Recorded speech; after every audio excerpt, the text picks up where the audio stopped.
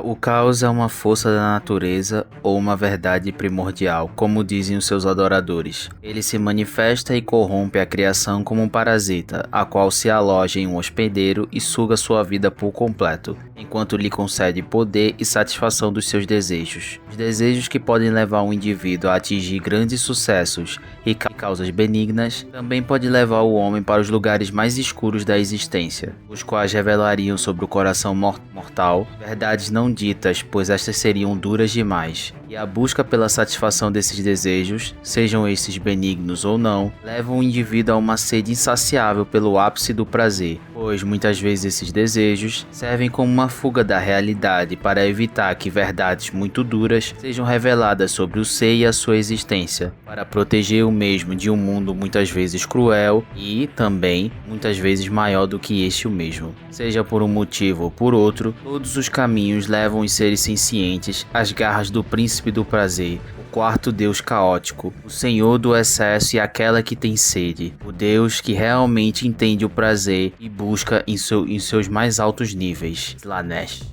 O antigo Império Eldar viveu seus anos de prosperidade e auge de tecnologia, pois eles haviam vencido a Guerra do Céu e assim puderam construir uma paz extraordinária como os verdadeiros e legítimos herdeiros da galáxia, pois os Eldari foram criados pelos antigos para lutarem na guerra, ao lado dos Krox contra seus inimigos mortais, os Necrons e os Khitans. No entanto, com a falta de adversários e propostos para se viver a vida, pois os Eldari com o tempo conseguiram suprimir a morte, conseguiram produzir uma sociedade tão próspera a qual todos os seus habitantes viviam com relativa paz e também abundância de bens. Logo, a pergunta assim surgiu na falta de adversários o que sobrou? Qual é o propósito para se viver? Pois a morte eles haviam vencido, e todos podiam, ainda que morressem, reencarnar-se em outros corpos, e assim vivendo uma imortalidade artificial. Não existiam mais inimigos que pudessem desafiar o seu reinado, e sua sociedade era tão estável a qual eles não precisavam se preocupar com nada. Assim, por que ainda se apegar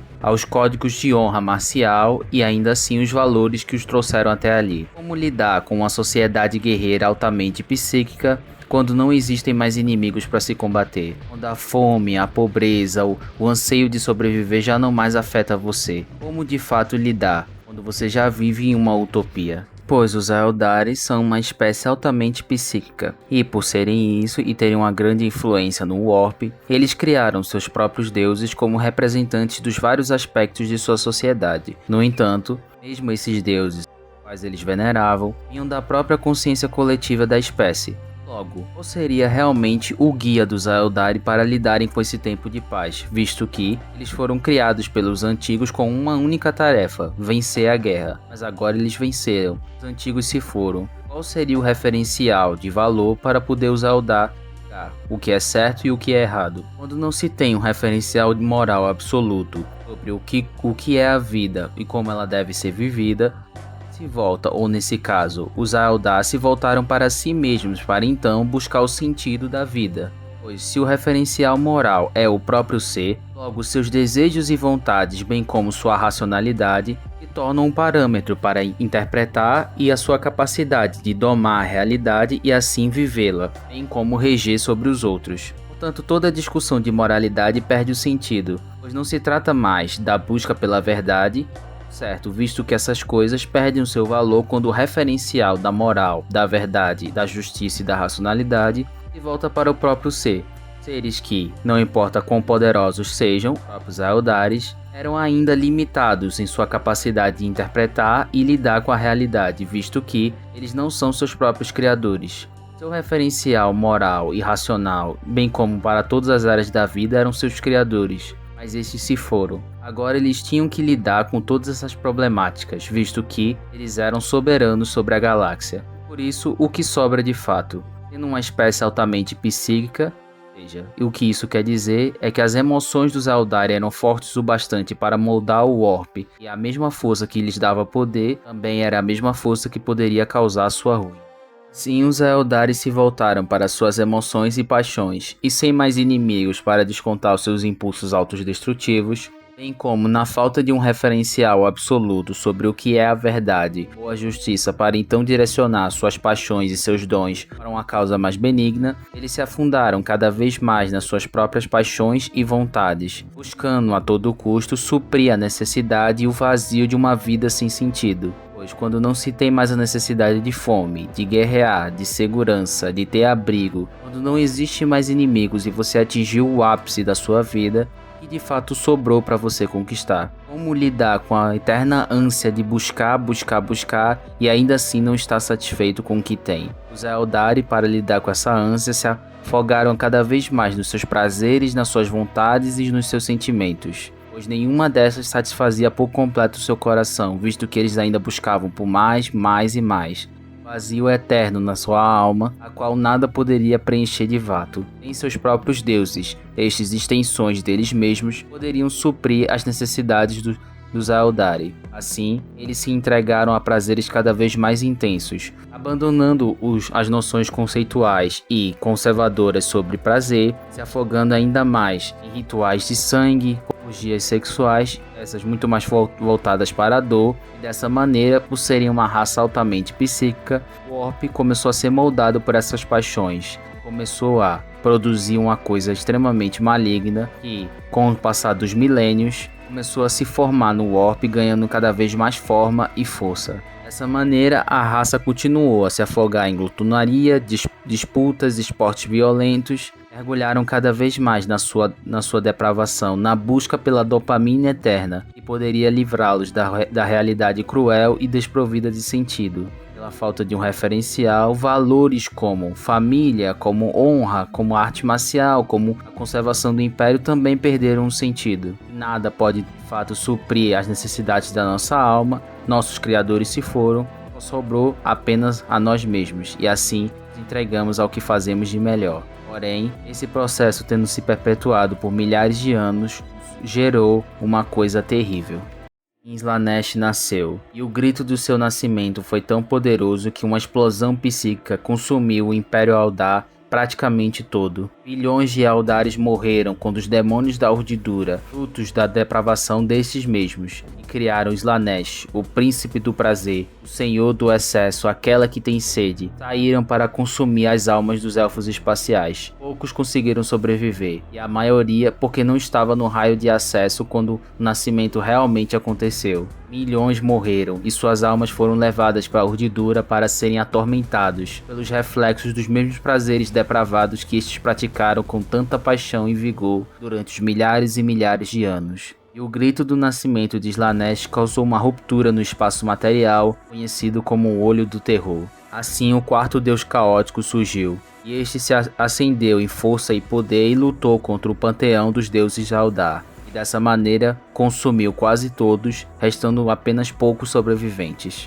Slaanesh é um reflexo dos seus criadores, o senhor do excesso que busca o ápice da dopamina dos sentidos, especialmente através da dor, tortura e demais formas de sadomasoquismo e de prazer distorcidas. Seu território no imaterial reflete as diversas formas de prazer e excesso que um ser senciente pode alcançar para atingir o êxtase ou, melhor, a anestesia de sua própria vida, pois seu território é dividido em 6 círculos: avidez, gula, carnalidade, supremacia, vaidade e indolência, montados para testar as fraquezas da alma até que o indivíduo se torne escravo de seu próprio desejo, vivendo em uma espiral eterna de vício e destruição, pois o príncipe das trevas adora atrair visitantes para o seu reino, e até mesmo outros demônios de seus irmãos caóticos, para que dessa maneira estes possam ser seduzidos pelas tramas de Slaanesh. Logo, aquela que tem sede também representa a falta de sentido existencial da vida, a perda da moral e dos valores sem um referencial absoluto. E quando uma vida não é moldada pela moral e por valores fortes, tudo se torna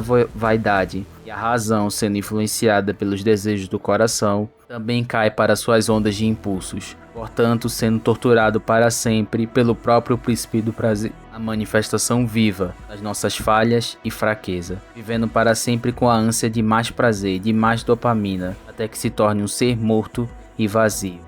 Quando somente a nossa carnalidade e os nossos sentidos são a regra para nós, tudo acaba se tornando vaidade e vazio, como o próprio rei Salomão fala em Eclesiastes: tudo é vaidade vaidade de vaidades, pois ele foi o homem mais próspero do seu tempo, mais sábio e mais poderoso. Ele que teve mais riquezas e força do que qualquer um antes dele ou mesmo depois, que teve um harém infestado de 700 esposas e 300 concubinas. Ele que teve o reinado mais próspero a tal ponto que até mesmo a prata e o ouro eram considerados materiais genéricos, pois existiam em tanta abundância que o povo já nem mais considerava valioso. Ele foi o rei que não negou a si mesmo nada do que seus olhos pudessem desejar. E ele concluiu no final que tudo é vaidade, pois ele viveu o prazer.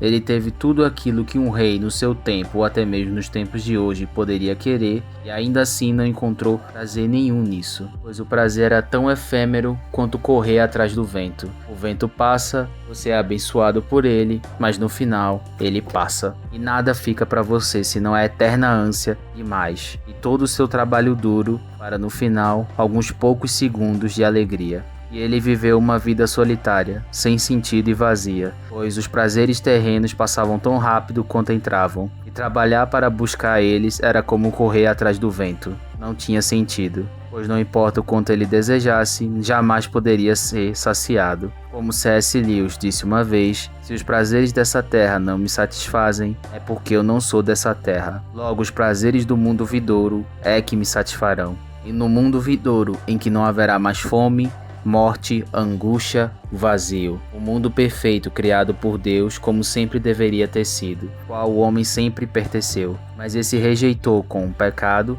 escolheu viver em trevas ao invés da luz, colocando toda a criação nessa angústia. Porém, Cristo veio para restaurar a comunhão original do homem para com Deus e assim trazer o prazer eterno. Pois ele disse: não trabalhem pelo pão que perece, mas pelo pão que dura para sempre. Pois aquele que come do pão que eu ofereço jamais terá fome. Aquele que bebe da água que eu ofereço jamais terá sede. E o povo perguntou: nos dê esse pão. Cristo respondeu: eu sou o pão vivo que desceu dos céus. Quem crê em mim jamais terá fome.